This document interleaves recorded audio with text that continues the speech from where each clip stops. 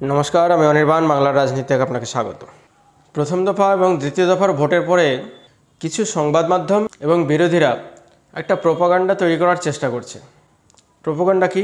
গতবারে অর্থাৎ 2019-এর লোকসভা নির্বাচনে যত পার্সেন্টেজ ভোট পশ্চিমবাংলায় পড়েছে, আমি শুধু পশ্চিমবাংলার কথা বলছি, সারা ভারতের কথা বলছি না, 2 বা 3% ভোট পশ্চিমবাংলায় এবার কম পড়েছে। সাধারণত দেখা যায় যখন ভোট পার্সেন্টেজ কমে, যে রাজনৈতিক দলটি ক্ষমতা থাকে তাদের বিরুদ্ধে ভোট পড়ে, যার জন্য ভোট পার্সেন্টেজ অনেক সময় কমে যায়। এই প্যাটার্নটাই এতদিন ফলো করা গেছে। যখন দেখা গেছে যে ভোট পার্সেন্টেজ কমেছে, তখনই তৃণমূল এবং কিছু সংবাদ মাধ্যম এবং কিছু বাংলার বুদ্ধিজীবী প্রশ্ন তুলতে শুরু করেছেন, এই নরেন্দ্র মোদী সরকারকে কেন্দ্রে আর চাইছে না বাংলার মানুষ, যার জন্য ভোট পার্সেন্টেজ কমে গেছে।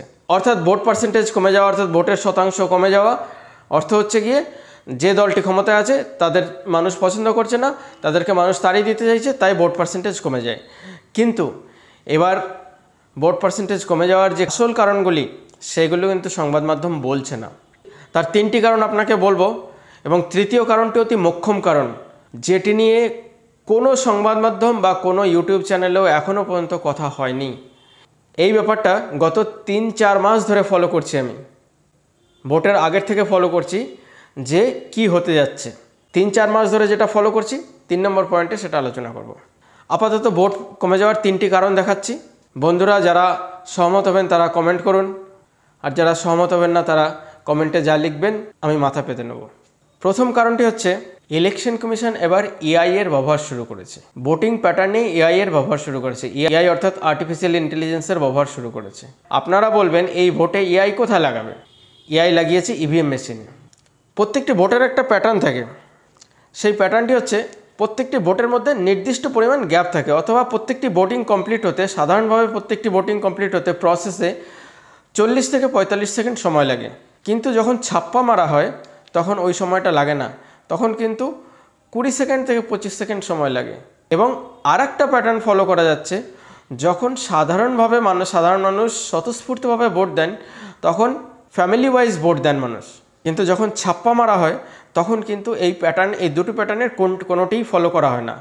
তখন শর্ট ডিউরেশনের মধ্যে ভোট করতে হয়, 100-150 ভোট ছাপ্পা মারতে হয় শর্ট ডিউরেশনের মধ্যে। তো তখন ওই একটি ভোটের মধ্যে 20 সেকেন্ড বা 30 সেকেন্ডের মধ্যে একটি ভোট কমপ্লিট করতে হয়, তখন 40 বা 45 সেকেন্ড থাকে না।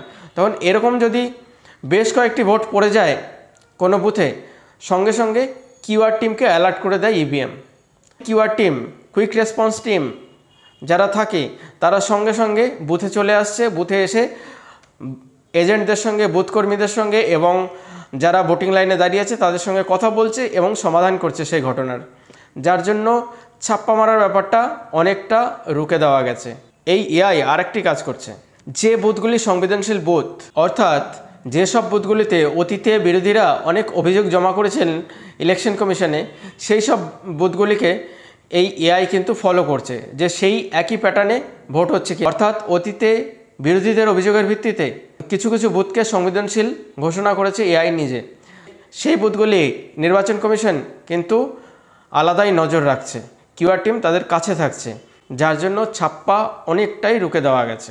দ্বিতীয় কারণটি হচ্ছে গিয়ে, কেন্দ্রীয় বাহিনী এবার 1 থেকে 1.5 মাস আগে চলে আসে পশ্চিমবাংলায়, এবং প্রচুর সংখ্যক কেন্দ্রীয় বাহিনী চলে আসে। কেন্দ্রীয় বাহিনী 1 থেকে 1.5 মাস আগে চলে আসার কারণে কেন্দ্রীয় বাহিনী কিন্তু ওখানকার আবহাওয়া বুঝতে পেরে যায়, ওখানকার দুর্বৃত্তদের ফিডব্যাক তাদের কাছে চলে আসে। তারা বিভিন্ন জনের কাছে কথা বলে এভাবে দুর্বৃত্তদের যারা ভোট লুট করছে তাদের ফিডব্যাক কিন্তু তাদের কাছে চলে আসে। তো কেন্দ্রীয় বাহিনী জানে যে কারা কোন সময় ভোট দিতে আসবে, কোন প্যাটার্নে ভোট দিতে আসবে, সকালে ছাপ্পা হবে এখানে, না দুপুরে ছাপ্পা হবে, না বিকেলে ছাপ্পা হবে, সেই সময়টা তারা অ্যালার্ট থাকছে। তো কেন্দ্রীয় বাহিনী বিরাট ভূমিকা পালন করছে এই ছাপ্পা রুখে দেওয়ার জন্য, যারা ফিজিক্যালি এসে ছাপ্পাটা দেবে তাদেরকে রুখে দেওয়ার জন্য। 3 নম্বর কারণটি হচ্ছে মোক্ষম কারণ।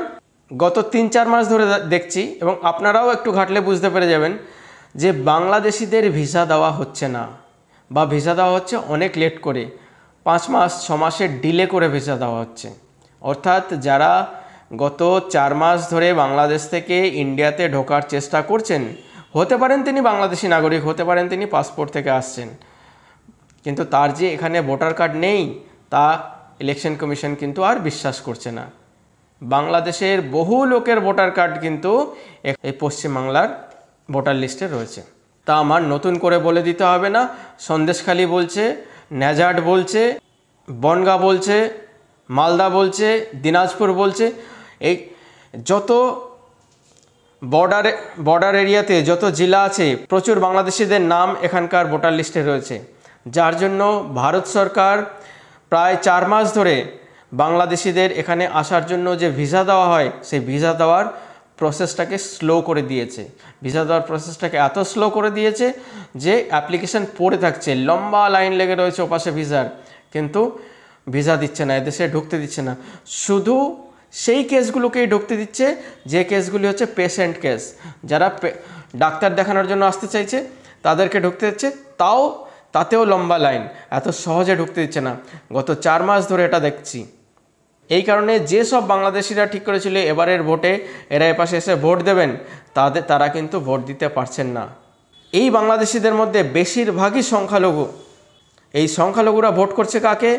তৃণমূলকে, এই রাজ্যে যারা ক্ষমতায় আছেন তাদেরকে।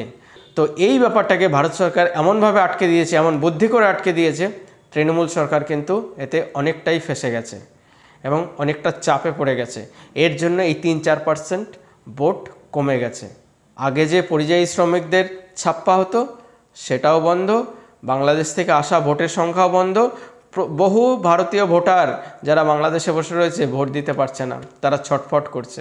ভারত সরকারের এই উদ্যোগ এবং নির্বাচন কমিশনের এই উদ্যোগকে সারাহনা করতে হয়, সত্যিই সারাহনা করতে হয়। বন্ধুগণ, আমার এই ভিডিওটি কেমন লাগলো, আমার এই বিশ্লেষণটি কেমন লাগলো কমেন্টের মাধ্যমে জানাবেন। আর উৎসাহবর্ধনের জন্য লাইক করুন, শেয়ার করুন, সাবস্ক্রাইব করুন, সঙ্গে রাখুন, দেখতে থাকুন বাংলার রাজনীতি। ধন্যবাদ।